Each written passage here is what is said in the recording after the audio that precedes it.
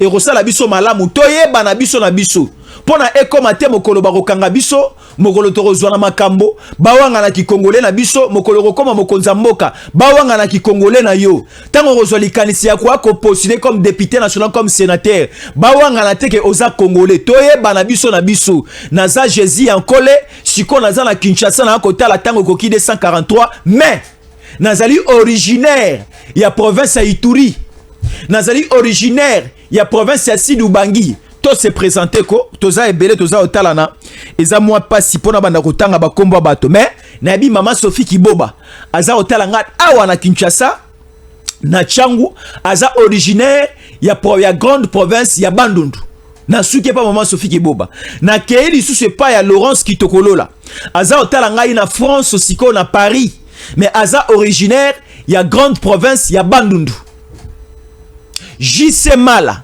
aza otalanga na Paris aza originaire ya wapi Dewar Kabongo aza originaire ya wapi siko na sur to se faire comprendre na koki ko banda siko les informations mais avant cela na banda suivons d'abord la toute première vidéo avec Fabrice Zombi nazo banda dossier Zombi Fabrice Zombi ye boza romona bolanda scène o ndenge za osalam na kata scène oyo ta nazoya nazobimisa makambo ebele na scène oyo suivons ceci 33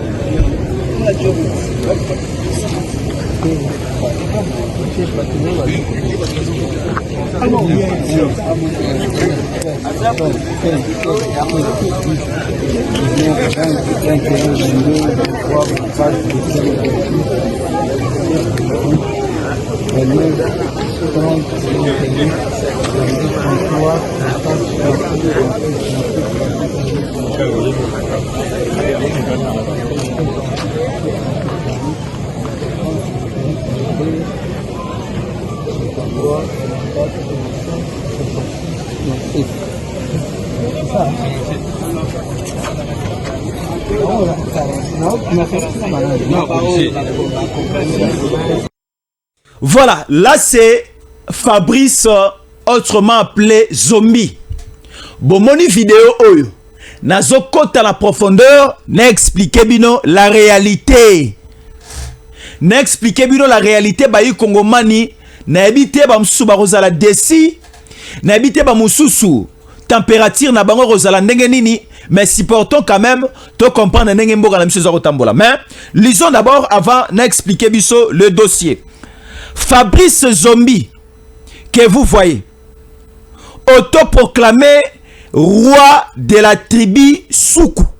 Là nous sommes au niveau de la province ya Grand Bandundu. Fabrice Zombi autoproclamé roi de la tribu Soukou aurait été arrêté selon des sources sécuritaires, ancien proche de l'ex-président de la République démocratique du Congo, Joseph Kabila. Il s'est progressivement rapproché du régime en place et ces dernières années. Les raisons de son interpellation et arrestation seront dévoilées. Les raisons seront dévoilées. Na présenté bino mutangout. Kombo na ye Fabrice Zombi. Aoutaki ko s'autoproclamer comme chef et roi ya tribu Soukou. Ba Soukou baza pe ba Soukou baza na province ya Bandundu ya monene. Maindombe Kwilu et autres. Osangisi province mobimba wana ya Grand Bandundu ba Soukou bazara na kati. Siko motobo wakomona Fabrice Zombi amikomisa yende mokonzi ya tribu wana roi. Alors Fabrice Zombi c'est un ancien et c'est un kabiliste. Baza bato ya motema ya Kabila. Elie Kabila, elie Fabrice Zombi. Elie Fabrice Zombi, elie Kabila. Nazokota nesika wana. Alors, Fabrice Zombi, azamoto oyo, abibisa maloba ya bosoto ebele, pona mokonza mboka na biso tozana ye. Mokonza mboka oyo, to ako sambela pona ye, bota bikila kila ba ko sala bikila kila pona ye ba chef coutumier ba ko kota ba ko bima pona président Tshisekedi banganga kisi ba ko sala kinganga kisi pona bango mais Fabrice Zombi aloba makambo ebele ya mabe likolo ya mokonza mboka ezala pona liwa ya papa Etienne Tshisekedi ezala po na Félix Tshisekedi lorsqu'il était encore au niveau de l'opposition avant Kota et lorsque Akoti batikala ki loyal et pas à Kabila. Et lorsque basiko mokonza mboka azu bokonzi akomo kamba mboka ba Fabrice Zombi ba comprendre que awa esili pona Kabila ba Fabrice Zombi ba komi kozonga pene pene ya régime en place. Yango au début de cette émission na lobaki il faut revoir adage o ba bisaka biso ke mboka oyo eyambaka bapaya te za mboka ya kokufa lokuta. Je mets ma main à couper le kuta. Ezate ke mboka oyo eyambaka bapaya te za mboka kokufa lokuta. Parce que tala bapaya oyo bakoti union sacrée. Tala bapaya oyo régime ya Tshisekedi eyambi. Bazaka bapaya oyo baya koboma mokonzi ya mboka. Tomoni a dossier procès qui François Beya. François Beya bakatele une année de prison ferme. Mais siko azap, il réside en France pour des raisons de santé. Mais tomona qui François Beya derrière la délégation, il y a batu o bagena ko déposer la plainte contre la famille de Tshisekedi soi-disant ba la braquage. Il y a ba zone minière na espace à Grand Katanga. François Beya a accompagné qui bato. Boza mona baza ba kuya batu soi-disant ba paya oyo régime Tshisekedi eyambaki. Alors tolo bake bato o régime Tshisekedi eyambaki proverbe adage oyo moka oyo yambaka ba paya te za mboka kokufa do ba paya oyo to yambaki olie ke ba bala musela biso mboka olie ke ba pesa biso vie na kati ya mboka ba paya oyo to yambi ne ba ko bomela biso mboka ne ba ko créer biso le désordre na kati ya sentir mokonza mboka. Fabrice Zombi progressivement s'est rapproché. Fabrice Zombi s'est rapproché progressivement du régime Tshisekedi. A comment qui na régime Tshisekedi? Fabrice Zombi na gouvernement Samalukonde 2. Au moment du gouvernement Samalukonde 2, Fabrice Zombi était conseiller na ministère moko clé awa na Kisasa. Je lui voyais na immeuble territorial vers la commune de Lingwala, vers le palais du peuple, sur le boulevard triomphal, prolongement à boulevard du cinquantenaire. Vous voyez là où se trouve musée national. Bakangami musée national na immeuble territorial. Moi je voyais le roi Mini-Congo. Je voyais qui ici? Qui ici nani Fabrice Zombi. Azalaka pe lisusu conseiller ya Otobengi le ministre après le président de la République. Nana Manouanina. Bwako yeba ye lisusu. Nana Manouanina. Nana Manouanina. Est-ce que toi wako yeba ye? Mini-Congo aza soi-disant ndeko na ye. Azaki na kati sa cabinet wana. Mais botela makambo omoni na mboko yo ha. Tokomi ko sakana na armée. Te bolimi sakana lo beloko. Tokomi ko sakana na armée. Armée eza symbole ya toute une nation.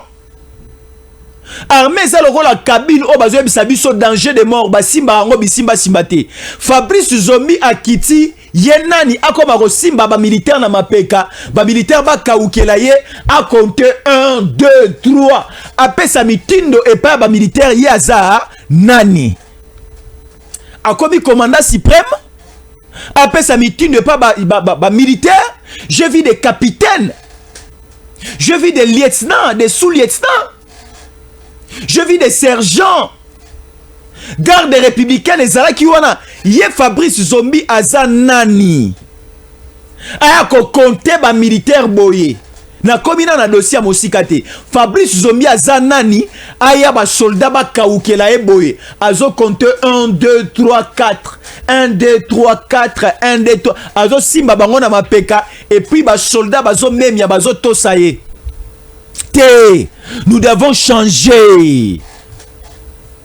Armée ça lokola lopango bien wenzete lokola balabala te. Et si kana sokoya ko cha mesa na yo teka manga oteka pondu yo ko cha nenge tokoma mona na kisasa olamuki tongo obeti libaya obeti mesa na yo ko cha na gambela na balabala esika mitukezako les copains wango teka. Ce n'est pas l'armée makaboto mona na kisasa. Armée na biso esengeli to respecter yango. Tangu tozo kene na démarche oyo ndeba idée ya mabezo kota na kati armée et neto mona infiltration neto na trahison traîtrisme ba ko kote la biso na Goma to akotala balingi ba ko kote la biso na cité de l'Union africaine basala mokonza mboka mabe to akotala ba kote la biso ba miliciens des milices et des milices du côté ya soi-disant pa ba suku du côté ya bayaka du côté ya bateke ba s'implanter déjà wana orozoïdete. Lorsque on poursuit Joseph Kabila, bazo poursuivre epé na angle oya la déportation. Kabila zo batebele na Rwanda. Azo batebele na mikili ya bapaya, azoya na bango akoti bango ebele na bandundu. Na yolo babande kwa bandundu, bo banga te me Kabila kotseli bino bato. Bande kwa maindombe, Kabila sia kotsela bino bato. Bande kwa bala na ngai na kwa mutu, Kabila kotsa bato. Et Kabila a utilisé des gens comme de Fabrice Zombi. Attention, baza batoumo bazaki na langage yamabe bien avant. Lorsque le président Tshisekedi a eu le pouvoir, ba changer langage. Et ça le ko la moto yo azanko ime alati kazaka ya meme. Mais oso mona ka ke moto aza moto mabe. La confiance n'exclut pas le contrôle. Mais tu comprendre que confiance sous régime Tshisekedi et pesi na bato musu bauti na ngambo Kabila apparemment contrôle les alakité. Apparemment contrôle les alakité et nous comprenons que c'est toujours le pion de Kabila qui nous pose des problèmes lelo. Sikoto zela bato ba utalikolo ba travailler na président Tshisekedi ou encore président Tshisekedi faut travailler kana bato akuta na bango. Tala siko makamto komona. Au lieu de raisonner autrement, au lieu de réfléchir autrement, voir ce que nous pouvons faire, to traiter les sous-makamba zombie, to traiter makamba kamere, to traiter makamba babati, to traiter makamba nanga makamba Kabila. Or il y a trop à faire dans ce pays.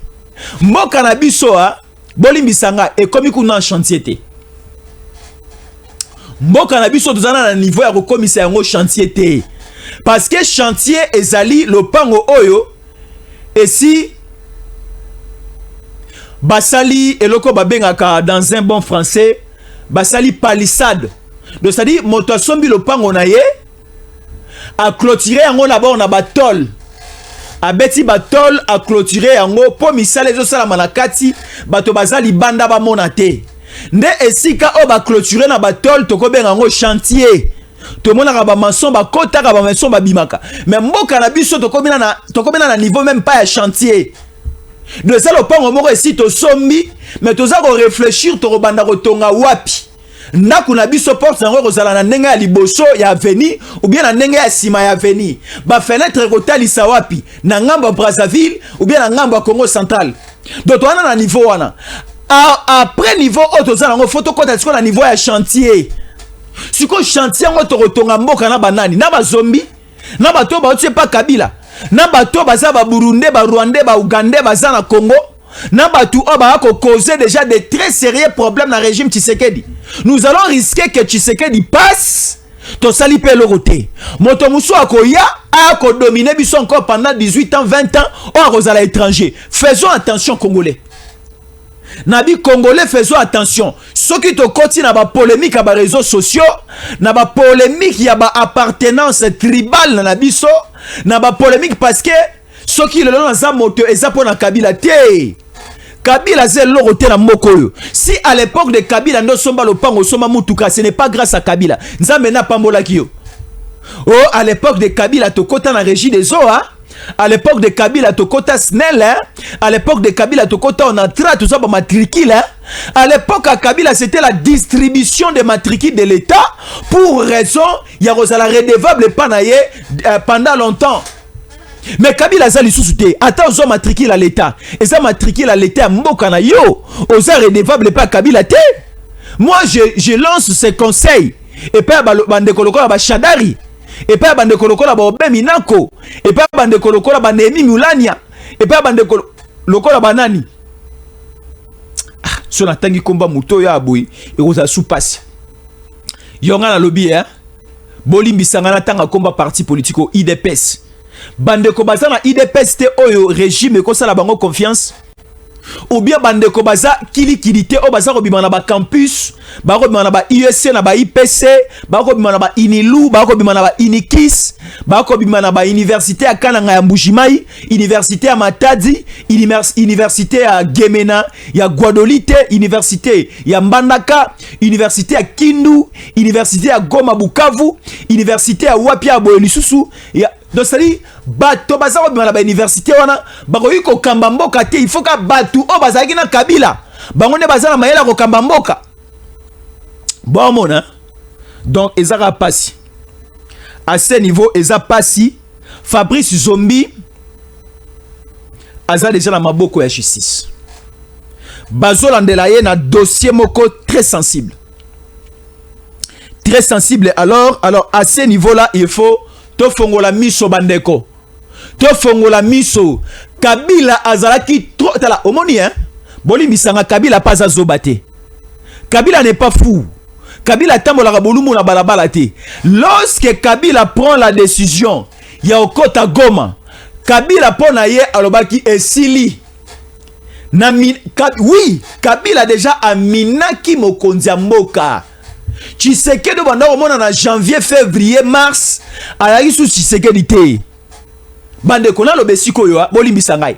Le président Tshisekedi bobanaki na mois de janvier 2025, mois de février 2025, mois d'avril 2025 a sous Tshisekedi ote. Akendaki déjà. Nzambe nda zongisi ye. Nzambe nda bana ko batela. Kabila lobaki déjà awa esili. Awa esili na fin du mois de janvier M23 ekoti Goma. Un mois après M23 ekoti Bukavu. Bakomi ko terroriser, bakomi ko sala mibeko, bakomi ko nommer. Kabila yemoko a annoncé déjà. Et Kabila lorsque M23 FC bakoti na bazone na tanga, Kabila faisait des navettes, des va-et-vient. Kabila entrait, Kabila sortait. Et Kabila Sikoyo a eu premier tour. Après retour na à voyage Afrique du Sud. Tant à côté na Tabumbeki. Kabila a eu tour à Liboso na Goma. Ba caméra est braquée. Batona emoro ba Steve Wembi babi que Kabila est à Goma. Tomoni Corneille Nanga a fait aussi une annonce. Bienvenue au sénateur à vie à Goma. Kabila a eu qui m'a créé à Mikimeli. Onga na yaki nanga Goma toza mwana mukete Kabila s'il vous plaît. Il faut savoir assimiler les choses. Kabila zongi a kimi na tour à Liboso. Na tour ami balesko Kabila compte officiellement lorsque azuba assurance. Ya bato bana ki sasa, ya bato baza partout que déjà tomine moto wana Tshisekedi. Oh ba ebite ke Tshisekedi e umuto anzambi. Makambo na bango no so simbite. Makambo na bango no so simbite. On nous annonce ici le soi-disant gouverneur AFC 23 de la province du Nord Kivu serait mort. Bon, ceux qui a koufi na épée, hein? Ceux qui a koufi na épée. Yo oyako lukani na mboko. Est-ce que na Nord Kivu wana to na gouverneur moko komo na AFC 23 onanga nomaki au Rwanda pesa biso na Nord Kivu wana to na gouverneur moko nommé par ordonnance présidentielle komo na Evariste Kakule Somo. Présentement à Osala Butembo, présentement Zoyape Kisasa à Osala Pe Beni. Evariste Kakule Somo a remplacé Peter Chirimwami. Chiko oba ko annoncer biso akufiawa le soi-disant gouverneur militaire ya Nord Kivu. Waneza Bahati et un gouverneur militaire moko bacha na Nord Kivu wana comme on Bahati. Bosoka kufi pa kufi na ye hein. Nenga bazaro yebisa biso awa na information. Alors, je prends la deuxième thématique. Pour compléter la première thématique, il y a dossier Fabrice Zombi. Mais la deuxième thématique avant la côte yango bandeko ekoinda makasi. Suivons d'abord cette vidéo avec Kiaboula. Voilà la vidéo malamu. Boka vidéo comme ça vous allez comprendre plusieurs choses. Alors si la réalisation bazar obongama Gims Lukumu a biso la deuxième vidéo tolanda vidéo oyo. Nakoya na analyser yango et na kati sa vidéo na lakisa bino un émissaire oyo Kabila tindi akutana mokonza mboka. Aye kolobela mokonza mboka nini après cette vidéo. Beaucoup s'interrogent sur le mobile de notre motivation. La réponse est simple. C'est l'expression de notre sens élevé, de patriotisme au pays de Simon Kimbangu, de Patrice Emery Lumumba, de Laurent Désiré Kabila et de Etienne Tshisekedi Wamuluba. Et c'est aussi l'expression d'une loyauté sans pareille et d'une adhésion à grande échelle à la vision d'un homme qui tient à apporter de grands changements dans le vécu des Congolais. Et cet homme, c'est Félix Antoine Tshisekedi Tshilombo. Voilà, là c'est le gouverneur Kiaboula que je vois. Costume bleu de nuit, cravate aussi bleu de nuit avec des lignes un peu blanches. Namoni aussi une chemise blanche, mais il y a une bâche derrière Kiaboula. Namoni photo à mokonza mboka Félix Tshisekedi. Kiaboula awa aza kolobela président Tshisekedi à côté si kombo ya Etienne Tshisekedi. Flatteur. Kiaboula flatteur. Nabakisi Kiaboula flatteur. Bolingo ezalaka na monokote. Bolingo ezalaka na ba lèvre awate ou bien na lolemo te. Bolingo asole vanaka na motema. Le Dieu est amour. Et quand nous parlons de l'amour, l'amour est symbolisé. L'amour a une image. L'amour a une forme ya motema. Yango mona bato mingi basalaka boye na bolingo. Do bache dessin ya motema boye. Dans motema ndeza kolakisa bolingo. Dans bolingo evandaka na motema. Nyonso o tolobaka eutaka na motema te muso tolobaka eutaka na ba intestin. Eutaka na estomac. Mais batu o makambo ndai koloba tamba zana Tshisekedi. Bandai koloba pona bazwe esika ya kotelemela pe ya kovandela. Ba préparer coup na bango. Ba préparer coup na bango. Boza mona, ba préparer coup na bango parce que à ce niveau déjà ba koma ki bloqué. Et kokoma bloqué na bango botala sikoyo. Ici Kiaboula n'a pas une leçon à kopesa biso. Kiaboula n'a pas sa siko traçabilité na ye. Kiaboula gouverneur ya au Katanga. Asali ba déclaration na ye ba invité na Kinshasa à Boykoya. Kiaboula a pris la direction de la Zambie. À partir de la Zambie, Kiaboula a créé Afrique du Sud. Après Afrique du Sud, Kiaboula a créé Dubaï. Après Dubaï, Kiaboula a créé Kochité sur la île Maurice.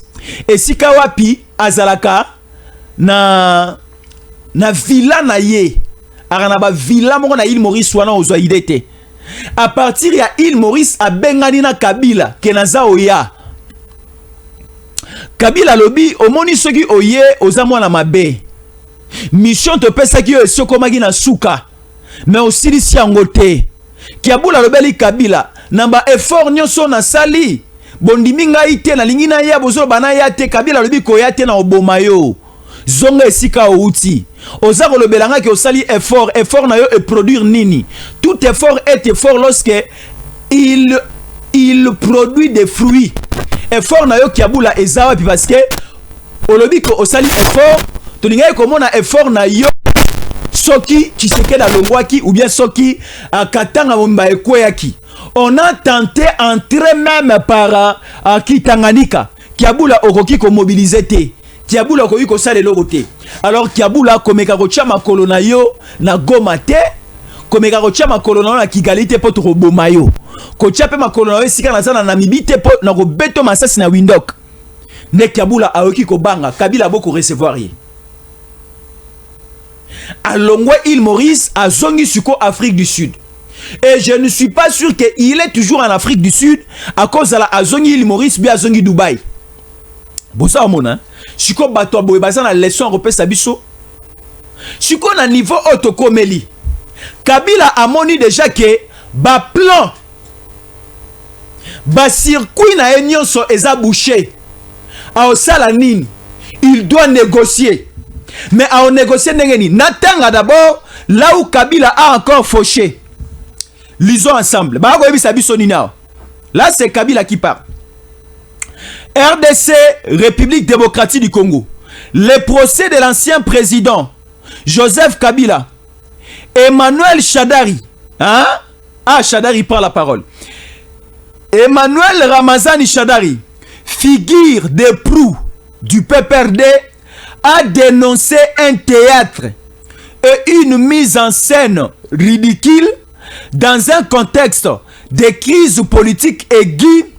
Il a également exprimé sa crainte que ces procès ne divisent davantage les Congolais, les qualifiant de procès de la honte et de la haine et de procès bidons motivés par la boulimie du pouvoir et la peur de l'adversaire politique. Boki Shadar Alobi, au nom de Kabila. Au nom de Kabila, Shadar Azarolobake, ces procès et diviser davantage les Congolais. Azo qualifié procès au procès de la honte et procès de la haine. Azo qualifié procès au un procès bidon. Là c'est Shadari. Bakanga Shadari ko. Anere na lobi makamu Shadari alobi na ko selete bo kanga ye nanu. Ala kisabiso procès bidon eza parce que makambu moko o ba bengela ki abula aya na kisasa, ce sont les mêmes choses. Oyo Shadari aza oloba. Kokanga Kabila bien resambisa Kabila et ko diviser ba Congolais en quoi azande ko na biso. Azande ko na biso. Lupango na biso tolingi toteka. Torokotisa yo oza ya famille na biso. Tangu tata na biso akufa somela biso lupango yo zalaki. Siko Shadari olingi okotisa Kabila na Kopa Congo pourquoi? On la biso que c'est un procès bidon. Shadari un professeur. On la biso que c'est un procès bidon. Et alobi et ça libiso passi motivé par la boulimie du pouvoir et la peur de l'adversaire politique. Est-ce que Kabila c'est un adversaire politique aujourd'hui? C'est un rebelle? C'est un chef rebelle? Bazo sa la pression batindi siko motomoko a reçoit mo konzamboka botu na ngai nani na bandi siko pwango. Est-ce que boyebi lorsque Mokonzi Mboka a commis président de la République Félix Tshisekedi gouvernement na ya liboso to benga yango gouvernement FCC cash boyebi na yango azalaka premier ministre ba yi kongomani ya mayele o balakisaka biso makambo ebele ba orientaka biso na makambo ebele ba obosana te maintenant rappeler na ba o babosani le premier gouvernement sous Tshisekedi ezalaka dirigé par un certain Ilunga Ilunkamba. Ilunga Ilunkamba, c'est aussi un professeur. C'est quelqu'un qui a beaucoup travaillé dans l'administration publique, na biso a na katsa mboka, à l'école on a tra et autres on a cité té. Azala mapango belé ana kisasa enda pesa PPRD le pango ozara na Kinshasa ana Sendwe na komina Kalamu. Au moni soza na Pongabi avant Obima. Stade des Martyrs. Ou bien soza na Pongabi ozo zonga okende vers église Sonika Futa. Sur la place Sendwe. Et si kamoro ezana bureau ya PPRD le pango wana ezara Ilunga Ilunkamba yenda pesa yango PPRD. C'est un membre influent et azali moto oyo Kabila atindaka kombo na yena mesa ya président Tshisekedi pour nommer ministre, premier ministre. Yende azalaka premier ministre ya gouvernement FCC cash gouvernement ya liboso ya Mokonzi Mboka oyo créa makelele et umela popo bima. Mokonzi Mboka a prêté serment na janvier 2019 c'était le 24. Mais le gouvernement Ilunkamba et Robimana juillet août 2019. Plus ou moins 7 à 8 mois d'attente sur le gouvernement. Et Kragi Makele. Si Ilunkamba batindi epe à Kabila à son président Tshisekedi. Okolobela biso nini? Soki Kabila atindi au son président Tshisekedi. Keneko soloana auditeur Likulia. Obi auditeur Likulia zanani. Aza auditeur oyo ya haute cour militaire. Aza na dossier ya Kabila. Siko yo okoya directement ko luka président Tshisekedi o soana Likulia. Que Kabila atini ngana mona président Tshisekedi pona bouyeboui. Likulia ko répondre yo que non, à ce niveau, ce type, il faut pas kangaye kaka. Donc déjà l'envoyé de Kabila au Azali, Ilunga Ilunkamba na dévoilé l'Okowana. Ilunga Ilunkamba manada ko traverser. Ilunga Ilunkamba manada ko défiler na palais autorobe na cité de l'Union africaine. Akutana mo konzamboka mais bayambi été. Et ali sumu eza malamu ne bayambi été, moi je dis c'est bon. Parce qu'il n'y a pas un discours oh motolelo azala congolais azala nani azala mondele ayala bisoke de se réconcilier avec Kabila. Même si vous nous parlez d'un procès bidon, d'un procès de la honte, d'un procès teinté de la haine, nous acceptons. Nous devons finir une fois pour toutes pour ce monsieur Hippolyte Kanambe. Batomoussou bako attaquer auditeur Likulia ke apesi Kabila nationalité congolaise. Bokoye bayango après importance de nationalité congolaise soi-disant boakoloba o bapesi Kabila. Ati karana congolais. Tobo maye congolais mais bakokunda ye rwandais. Bo comprendre hein? Tozo sambisa Kabila congolais, toko condamné congolais, toko bomaye congolais mais bakokunda ye rwandais. Bakunde awate Kabila si aloba na mokanda mingi aboye soka kufi bakunde na Rwanda bakunde na Congo te e waborango uti wapi olo mami yango uti wapi au province d'origine ya Kabila. Alors Shadari attention, Shadari attention, Shadari attention, attention, attention. Prenons les choses au clair, les choses au clair parce que à ce niveau makambo komo kende yiki les sous. Alors rapidement, dans le bel dossier à Est. Dossier à Est, oyo tokomi komona banfo banchala. Là, je parle maintenant aux autorités de mon pays. Si nous allons accepter de faire passer le temps pour rien, faisons cela.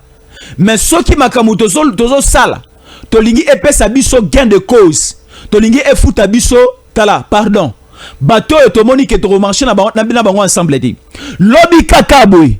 Il y a certaines dans ça le babo solo. Il y a certaines cités za okweya. Lobby kakaboy baza ko menacer ba wazalendo na biso. Lobby kakaboy ba FARDC na biso baza na cesser le fait. Mais toyebi biso no solution à cesser le fait et créer la biso ka ba perte ya ba village na ba cité. Attention, attention. Na kati ya déclaration de principe. Bah si biso ke banyanga la kata o ya FC23, il faut basa la basa na cesser le fait, basa la ba valise na bango, babima na ekolo Congo. Et loko na sepela ki nango mezo sala mate, ba ko biso sur la restauration, le rétablissement de l'autorité de l'État.